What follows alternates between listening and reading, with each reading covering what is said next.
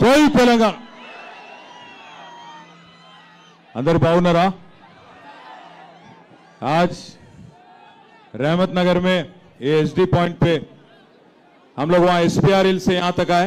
आड़ के लिए अरे दंडम पेड़ता बंद చేయమని प्लीज प्लीज प्लीज प्लीज वो बंद करो थोड़ी देर. एसपीआर हिल्स లో బయలుదేరి ఇక్కడ దాకా వచ్చినాం. अरे నీకు దండం పెడతారా भाई बंद చేయి. तेरे को फुल पेमेंट देंगे रुक जा थोड़ी देर. आड़ के लिए ఇక్కడ దాకా వస్తుంటే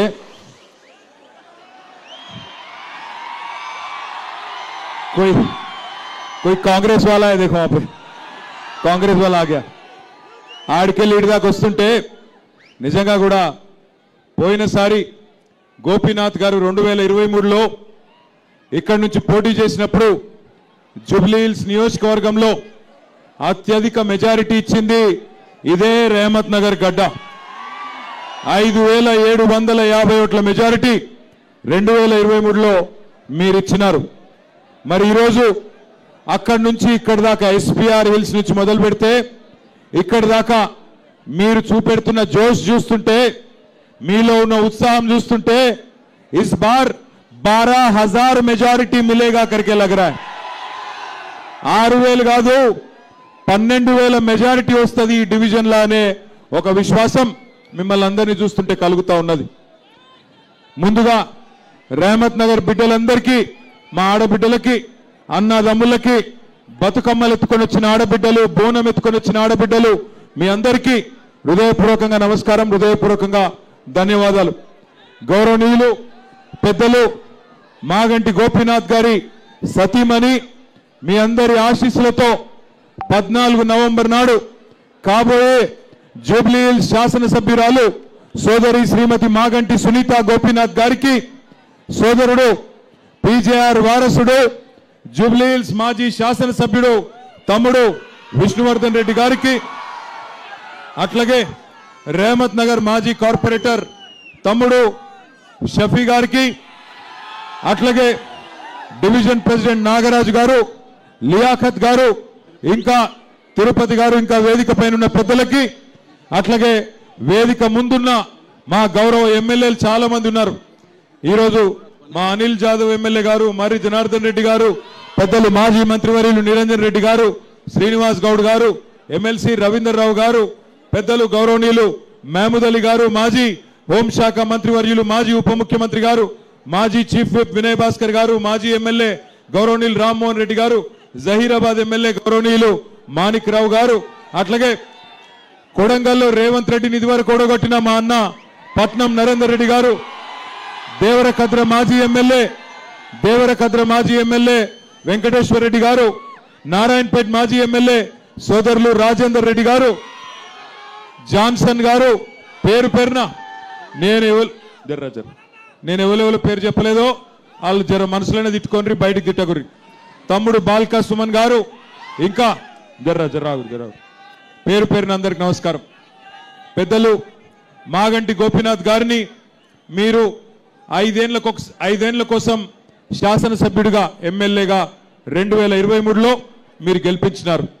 రెహమత్ నగర్ నుంచే పెద్ద మెజారిటీ ఇచ్చి మీ ఆశీస్సులతో గోపీనాథ్ గారిని గెలిపించి కేసీఆర్ గారి ముఖ్యమంత్రిగా ఉంటేనే రాష్ట్రం బాగుపడుతుందని చెప్పి మీ అందరూ కూడా హైదరాబాద్ నగరంలో ఒక్క సీటు కూడా కాంగ్రెస్ పార్టీకి ఇవ్వకుండా బ్రహ్మాండంగా పూర్తి మెజారిటీ కేసీఆర్ గారికి ఇచ్చి మీరే ఉండాలని కోరినారు. కానీ దురదృష్టం, ఎందుకంటే రాజకీయాల్లో ప్రజాస్వామ్యంలో ఇవన్నీ జరుగుతూ ఉంటాయి. అప్పుడప్పుడు గెలుస్తాం, అప్పుడప్పుడు ఓడిపోతాం. కానీ మరి అనుకోకుండా హైదరాబాద్ మొత్తం గెలిచినా ఈరోజు కొన్ని జిల్లాలలో మనకు సీట్లు తక్కువ రావడం వల్ల మన అధికారం పోయింది. అధికారం పోయినా సంవత్సరంన్నర పాటు మాగంటి గోపీనాథ్ గారు మీ సేవలో, జూబ్లీ హిల్స్ నియోజకవర్గ సేవలో, మీ రెహమత్ నగర్ డివిజన్ సేవలో ఎల్లవేళలా నిమగ్నమై పనిచేసినారు.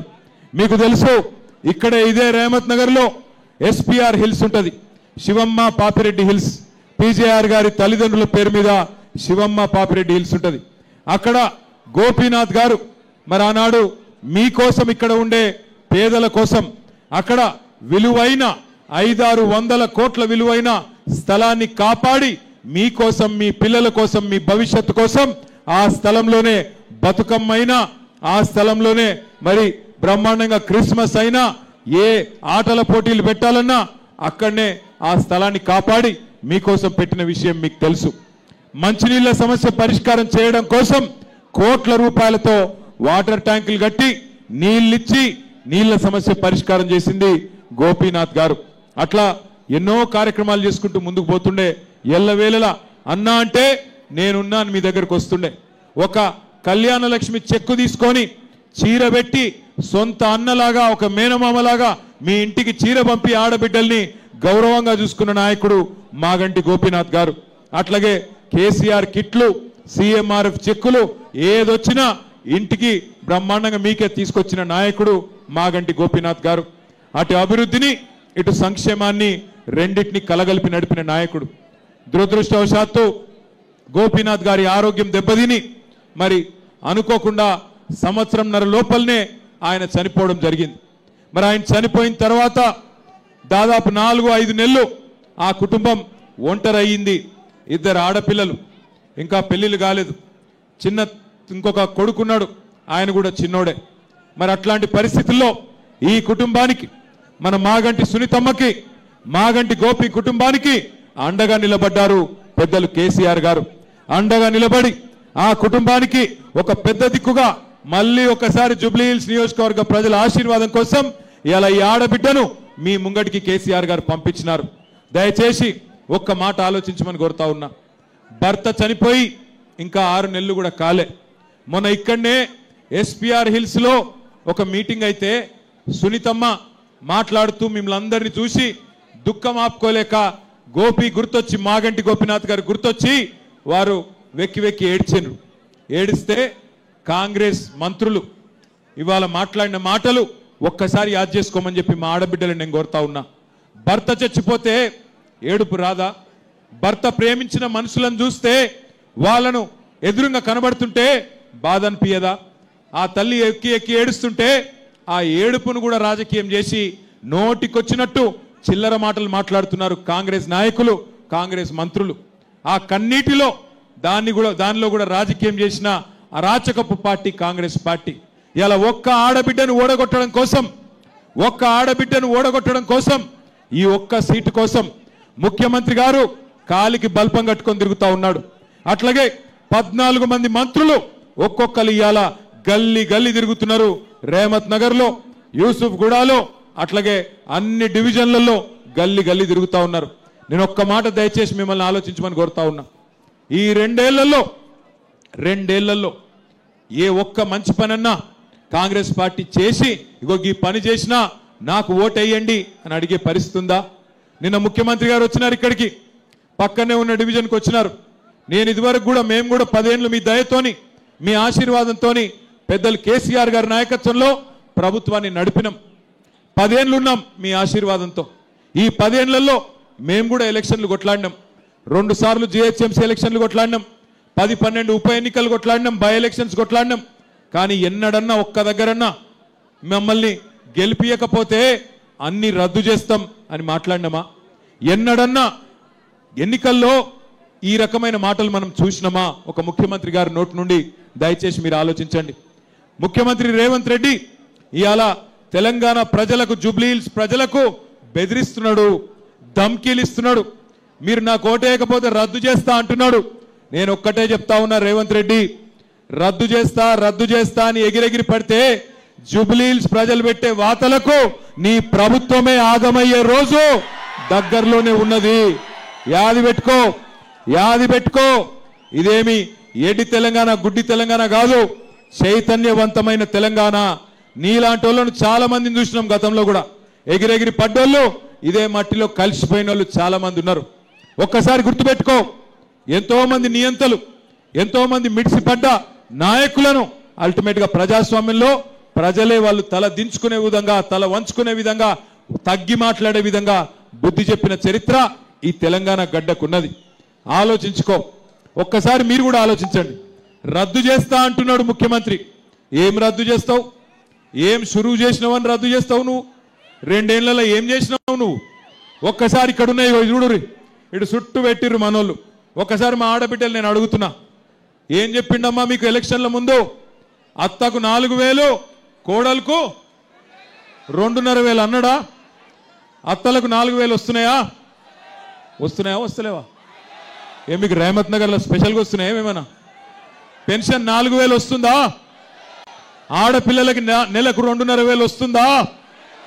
గట్టిగా చెప్పుడు, జర లగాయించి నివడాలి రేవంత్ రెడ్డికి. తులం బంగారం వస్తుందా? వస్తలేదా? ఆడపిల్లలకు స్కూటీలు వచ్చినాయా? ఇందిరమ్మ ఇండ్లు హైదరాబాద్ లో నిండా ఇచ్చిండ్రా? మగ పిల్లలకు ఇస్తా అన్నాడు 5 లక్షల కార్డు వచ్చిందా? స్కాలర్షిప్లు 5 లక్షలు ఇస్తా అన్నాడు వచ్చిందా? నువ్వు షురు ఏం చేసినావని రద్దు చేస్తావు నాకు అర్థం కాక అడుగుతా. ఒకటి షురు చేసిండు, ఏమిటిది? అది ఫ్రీ బస్సు. ఇక ఆ ఫ్రీ బస్సు అందం చెప్పరాదు.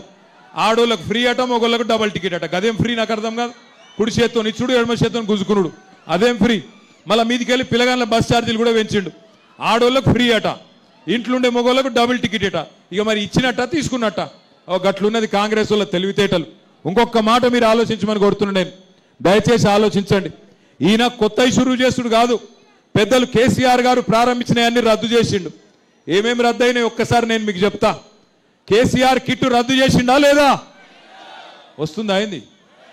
కేసీఆర్ కిట్టు వస్తుందా లేదా? రంజాన్ తోఫా వచ్చిందా? వచ్చిందా? బతుకమ్మ చీర వచ్చిందా? క్రిస్మస్ కానుక వచ్చిందా? తులం బంగారం వచ్చిందా? ఊర్లలో రైతులకు 15,000 వచ్చిందా? ఆడపిల్లలకు స్కూటీలు వచ్చినాయా? మరి ఏం చూసేయాలి ఓటు? అట్లాగే కేసీఆర్ గారు మీకు హైదరాబాద్లో కేసీఆర్ గారి ప్రభుత్వం పేదవాళ్ళ కోసం 20,000 లీటర్లు ఉచిత మంచినీళ్ళు ఇచ్చిండు. ఇప్పుడు రేవంత్ రెడ్డి గారు వచ్చినాక బిల్లులు వస్తున్నాయా లేవా ఇంటికి? क्या हुआ? आ रहा हूं जल्दबाजी मत करो.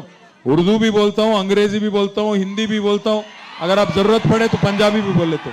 थोड़ी देर सबर करो मेरे भाई, पहले हमारे बहना है उनसे बात कर लेंगे, फिर आपसे आपके पास आ जाता हूं. आप एक मरतबा सोचो, మీరు అందరూ ఆలోచించుర్రి. ఇయాల ఉన్న ఏమీ ఇయ్యలేదు, ఇస్తా అన్నదేది ఒక్కటి కూడా ఇయ్యలేదు. ఇక్కడ పెట్టిండు కదా చూడురి, నిరుద్యోగులకు 2 లక్షల ఉద్యోగాలు ఇస్తా అన్నాడు, ఇచ్చిండా? నిరుద్యోగ భృతి ఇస్తా అన్నాడు, నెలకు 4,000 ఇచ్చిండా? విద్యా భరోసా కార్డు ఇస్తా అన్నాడు, 5 లక్షలు పొలగాళ్ళకి ఇచ్చిండా? అగో మైనారిటీలకు చెప్పిండు, అబ్దుల్ కలాం తోఫాయే తాలీం 10,000 देता हूं बोले हर महीना, दिए क्या? 5,000 देता हूं बोले 10th क्लास बच्चों को, दिए क्या?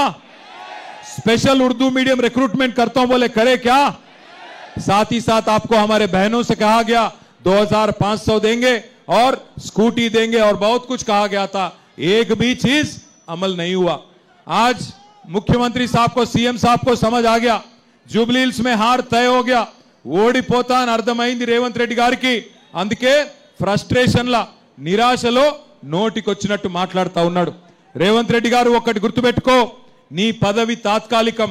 5 ఏళ్ల కోసమే నీ పార్టీని ప్రజలు గెలిపించిండ్రు.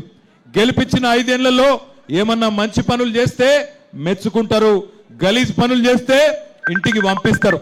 2 ఏళ్ళు అయిపోయింది, ఇంకా కేవలం యాది పెట్టుకోండి, మీరు జూబ్లీ హిల్స్ లగిన కాంగ్రెస్ డిపాజిట్ ఓడగొడితే 500 రోజులలో కేసీఆర్ గారు మళ్ళీ తిరిగి ముఖ్యమంత్రి కాబోతా ఉన్నారు.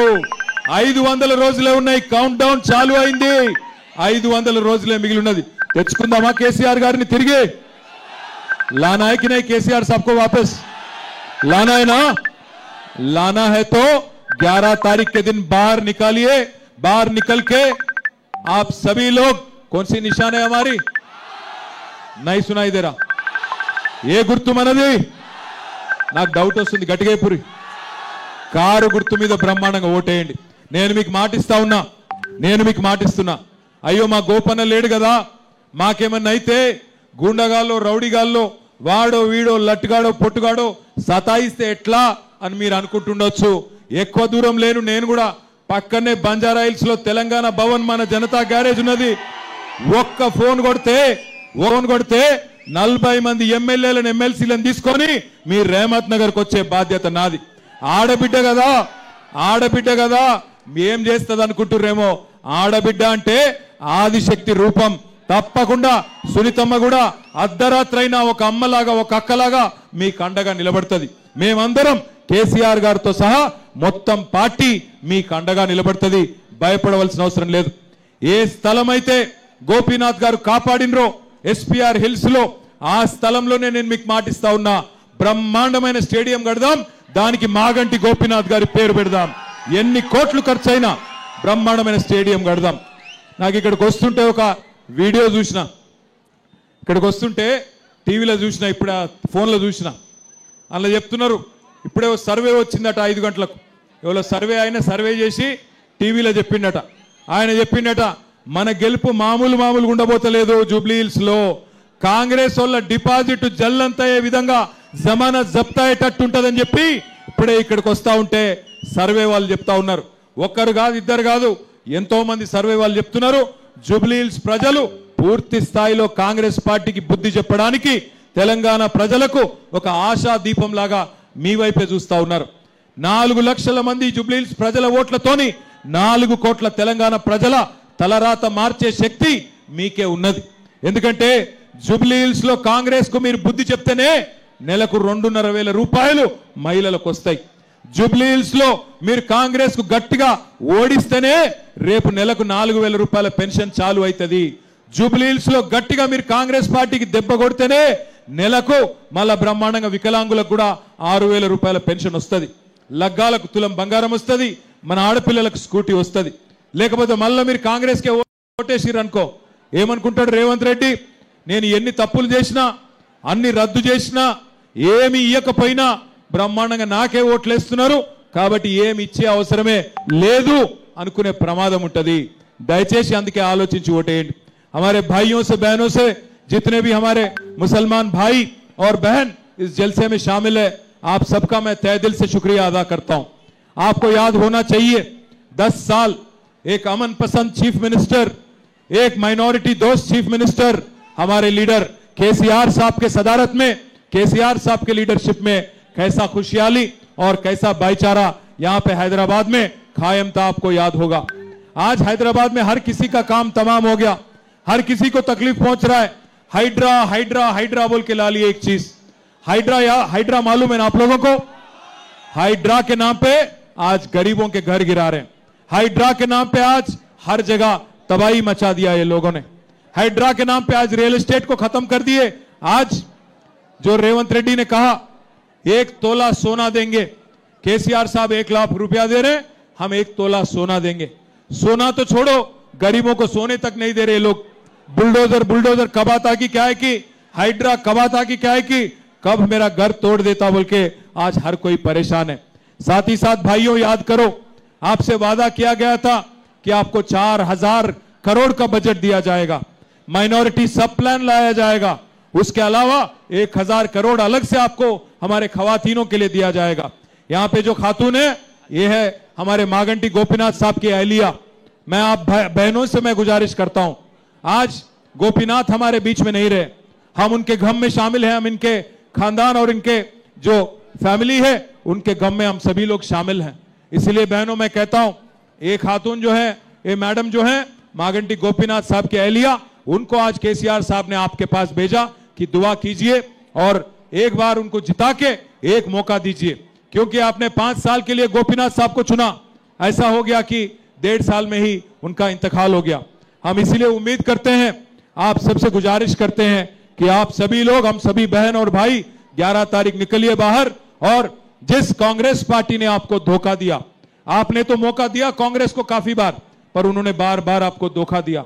धोखा दिया नाम पे 4,000 करोड़ बजट के नाम पे धोखा दिया, माइनॉरिटी सब प्लान करके धोखा दिया, हर चीज में, हर शुबे हयात में आपको धोखा दिया. और केसीआर साहब ने 10 साल एक ऐसी हुकूमत चलाई जहां मजहब के नाम पे कभी सियासत नहीं करे. अगर एक गरीब मुसलमान बच्ची को रमजान के दिन तोहफा दिया जाता था तो एक हिंदू बच्ची को बतुकम्मा के दौरान, दशहरा के दौरान उनको भी एक साड़ी दिया जाता था. अगर क्रिश्चियन हैं आप तो क्रिसमस के दौरान क्रिसमस गिफ्ट मिलता था. आज ना बतुकम्मा साड़ी दिया जाता है, ना केसीआर किट मिलता है, ना रमजान तोहफा दिया जाता है, ना क्रिसमस गिफ्ट आपको दिया जाता है. इसलिए बहनों भाइयों आप सभी से गुजारिश है, ऐसी कांग्रेस पार्टी जो आज बीजेपी के साथ चल रही है, మాకు కొన్ని చూస్తే నవ్వొస్తున్నది. నిన్న రేవంత్ రెడ్డి గారు మాట్లాడుతున్నారు, ఇక్కడనే పక్కన రేవంత్ రెడ్డి మాట్లాడుతున్నాడు ఇక్కడ మనకు బీజేపీకి ఏదో సంబంధం ఉందని అడ్డగోలు మాటలు మాట్లాడుతున్నాడు. బీజేపీకి సంబంధం ఉన్నది ఎవరికో అందరికీ తెలుసు. నీకు కాంగ్రెస్తో ఉన్నది ఫేక్ సంబంధం, నీకు బీజేపీతో ఉన్నది పేగు బంధం, అందరికీ తెలుసు. అది తెలియదని రేవంత్ రెడ్డి గారు అనుకుంటా ఉన్నారు. ఇంకా చాలా నికృష్టంగా మాట్లాడిండు నిన్న, కుటుంబ విలువల గురించి మాట్లాడుతున్నాడు. ఈయన బతుకున్నప్పుడు పిల్లనిచ్చిన మామ జైపాల్ రెడ్డి గారిని బండబూతులు తిట్టిండు రేవంత్ రెడ్డి. ఇవాళ ఆయన కుటుంబం గురించి మాట్లాడుతున్నాడు. ఇక సెటిల్మెంట్లు చేసేటోడు కూడా సెంటిమెంట్ గురించి మాట్లాడబట్టి ఏం చెప్పాలి మీకు నేను. సెటిల్మెంట్లు చేసుకొని బతికే బ్లాక్ మెయిలరు సెంటిమెంట్ గురించి మాట్లాడుతూ ఉన్నాడు. అందుకే నేను మిమ్మల్ని కోరేది, కాంగ్రెస్ కు బుద్ధి చెప్తేనే 4 కోట్ల మంది తెలంగాణ ప్రజలకు లాభం అవుతుంది. ఆయన నాకు తెలియక అడుగుతా, ముఖ్యమంత్రి అంటే ఆయన వస్తే ప్రజలు ఏం ఆశిస్తారు, ఏం చెప్తాడు మా కోసం, కొత్త ఏదైనా పథకం చెప్తాడా, ఏమైనా మంచి మాటలు చెప్తాడా అని చూస్తారు. కానీ రేవంత్ రెడ్డి గారు ఏం మాట్లాడుతున్నారు, లాగుల తొండలు వదులుతా, నేను మీ గుడ్లు మీకు గోటీలు ఆడతా, పేగులు తీసుకొని మెడలేసుకుంటా, బోటి కొట్టిటోను నువ్వేమన్నా పేగులు మెడలేసుకుంటా, నాకు అర్థం కాదు. పేగులు మెడలేసుకుంటా గివా ఒక ముఖ్యమంత్రి మాట్లాడే మాటలు. ఇంకొక మాట మీరు ఆలోచించండి, కేసీఆర్ గారు ఉన్నప్పుడు ఎట్లుండే తెలంగాణ, ఇవాళ ఎట్లయింది. ప్రతి రంగంలో తెలంగాణ నెంబర్ 1 ఉంటుండే భారతదేశంలో. జిఎస్టీ పెరుగుదలలో, సంపద పెరుగుదలలో, పర్ క్యాపిటా పవర్ కన్సంప్షన్లో నంబర్ 1 తెలంగాణ కేసీఆర్ నాయకత్వంలో. ఇవాళ ఏంది, ఆఖరి స్థానానికి వెళ్ళిపోయినాం. మొత్తం భారతదేశంలో 28 రాష్ట్రాలు ఉంటే ఆఖరి ర్యాంకు రేవంత్ రెడ్డి గారి ఘనత, రేవంత్ రెడ్డి గారి గొప్పతనం వల్ల రియల్ ఎస్టేట్ నాశనం, వ్యాపారాలు నాశనం, అందరి బిజినెస్లు దెబ్బతిన్నాయి, రాష్ట్రం మొత్తం పరపతి డౌన్ అయిపోయింది. ఏం మాటలు మాట్లాడుతున్నాడు ముఖ్యమంత్రి. కష్టాలు ఉండవా ప్రభుత్వాలకు, రాష్ట్రాలకు? కష్టాలు వస్తాయి, కానీ తట్టుకొని నిలబడాలి. కేసీఆర్ గారు ఉన్నప్పుడు కరోనా రాలేదా? కరోనా వచ్చినప్పుడు 2 ఏళ్ళు మొత్తం కారోబార్ బంద్ అయింది. 2 ఏళ్ళు కారోబార్ బంద్ అయినా, ప్రభుత్వానికి ఆదాయం లేకపోయినా, రాష్ట్రానికి ఆదాయం లేకపోయినా ఏదన్నా ఒక్క సంక్షేమ పథకం ఆగిందా? షాదీ ముబారక్ ఆగిందా? కళ్యాణ లక్ష్మి ఆగిందా? పెన్షన్లు ఆగినాయా? కేసీఆర్ కిట్లు ఆగినాయా? ఏది ఆగలే. రూపాయి ఆమ్దానీ లేకపోయినా కేసీఆర్ గారు 2 ఏళ్ళు కరోనా సమయంలో కూడా బ్రహ్మాండంగా నడిపించారు. కరోనా సమయంలో కేసీఆర్ ప్రభుత్వం ఎట్లా పనిచేసిందంటే, మీరు ఇళ్లలో తలుపులు పెట్టుకొని ఉంటే మేము బయట మొత్తం హైదరాబాద్లో 42 కొత్త లింక్ రోడ్లు వేసి బయటికి వచ్చే వరకు కొత్త రోడ్లు, కొత్త బ్రిడ్జ్లు, కొత్త ఫ్లైఓవర్లు కట్టినమా లేదా ఒక్కసారి గుర్తు తెచ్చుకోమని చెప్పి కూడా నేను కోరుతా ఉన్నా. అట్లా పనిచేసినాం. కానీ ఇవాళ ముఖ్యమంత్రి ఎట్లున్నాడు రేవంత్ రెడ్డి, నేను ఢిల్లీకి పోతే నాకు అపాయింట్మెంట్ ఇస్తలేరు, నన్ను దొంగ లెక్క చూస్తుండ్రు. మరి దొంగ లెక్కనే చూస్తారు కదా, ఎట్లా చూస్తారు? నువ్వు 50 లక్షల రూపాయలతో దొరికిన దొంగవు, నువ్వు దొంగ లెక్కనే చూస్తారు. నాకు అపాయింట్మెంట్ ఎందుకు ఇస్తలేరంటే చెప్పులు ఎత్తుకపోతాడేమో అని భయపడుతుర్రు.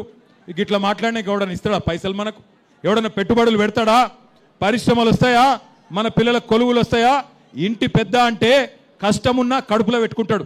కేసీఆర్ గారు నడిపియలే. ఈ రాష్ట్రంలో కరెంటు సమస్య ఉండే, నడిపియలే కేసీఆర్.